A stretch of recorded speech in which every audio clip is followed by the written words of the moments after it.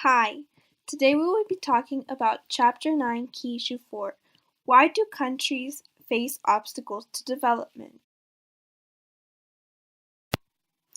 In developing countries, we see what can be described as a large lack of amenities, such as a lack of safe drinking water, non-existing paved roads, no access to electricity. In order to reduce such inconsistencies between rich and poor countries, developing countries must develop faster.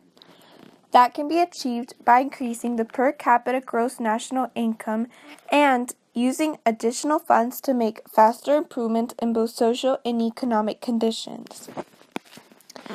When developing countries are trying to find ways to encourage faster development, they face obstacles, such as adopting policies that successfully promote development and finding funds to pay for that development.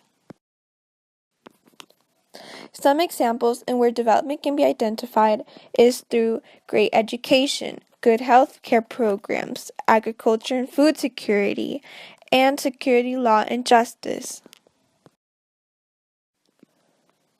The first model of development that we will be seeing is the self-sufficiency model, where countries encourage domestic production of goods, they discourage foreign ownership of businesses and resources, and they protect businesses from international competition. Some negative aspects of the self-sufficiency model is the protection of inefficient businesses along with the need for a large bureaucracy. The second model that we will be seeing is the international trade model, in where countries open themselves to foreign investment in international markets. Many countries have opted for this model of development since it has proven to promote faster development. Some negative aspects of the international trade model is the uneven resource distribution and the increased dependence on developed countries. The World Trade Organization was created in 1995 by countries representing 97% of the world's trade. It works to reduce barriers to international trade and it promotes international trade by enforcing agreements. The foreign direct investment is the investment made by a foreign company in the economy of another country. Its major sources are transnational corporations that invest and operate in other countries besides the country where its headquarters are located. In 2011, of the 500 largest transnational corporations, 384 had headquarters in developed countries, including 133 in the U.S. and 164 in Europe. China was the location of 61 of the 116 with headquarters in developing countries. The two major lenders to developing countries were created at a 1944 United Nations Monetary and Financial Conference to promote both stability and economic development after the destruction of World War II and also to prevent a second Great Depression. They are the World Bank and International Monetary Fund.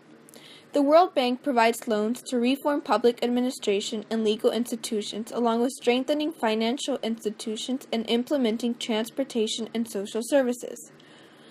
The International Monetary Fund provides loans to countries going through balance of payments problems that endanger the expansion of international trade.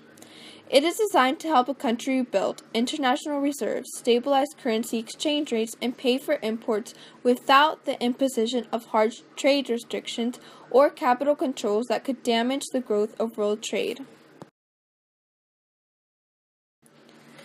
Developing countries have been required to adopt structural adjustments and programs. Some examples of structural adjustment programs would be spending only what it can afford, directing benefits to the poor, not just the elite, and investing scarce resources where they will have the most impact.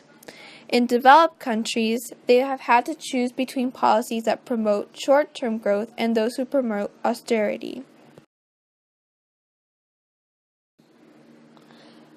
Fair trade is a commerce in which products are made and traded according to standards that protect workers and small businesses in developing countries.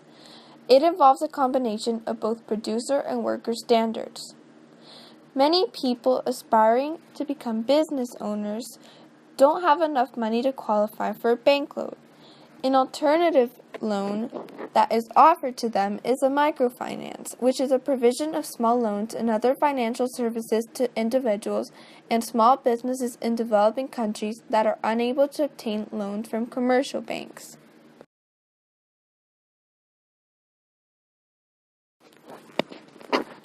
A housing bubble is a rapid increase in the value of houses followed by a sharp decline in their value. The first recorded bubble occurred in the Netherlands when tulip bulbs rapidly increased in price and then quickly decreased. During the first decade of the 21st century, the price of an average house in the United States rapidly increased from 1998 to 2006 and then decreased rapidly between 2006 and 2009 down to the level in 2002. Most developed countries and some developing ones experienced housing bubbles during the first decade of the 21st century. Progress in reducing the gap in level of development between developed and developing countries varies depending on the variables. Ever since the UN began measuring the Human Development Index in 1980, both developed and developing countries have made progress. Consider the differences among the following prominent variables. Number 1, infant mortality rate.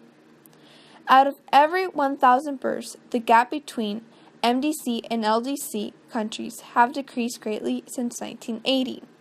It has decreased from 17 to 6 in more developed countries and from 107 to 44 in less developed countries.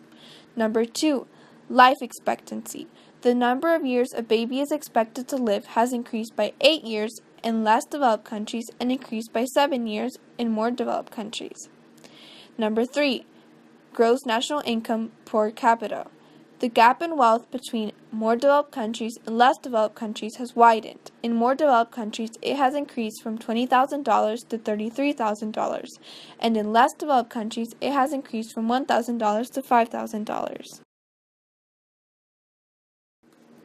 Core and periphery.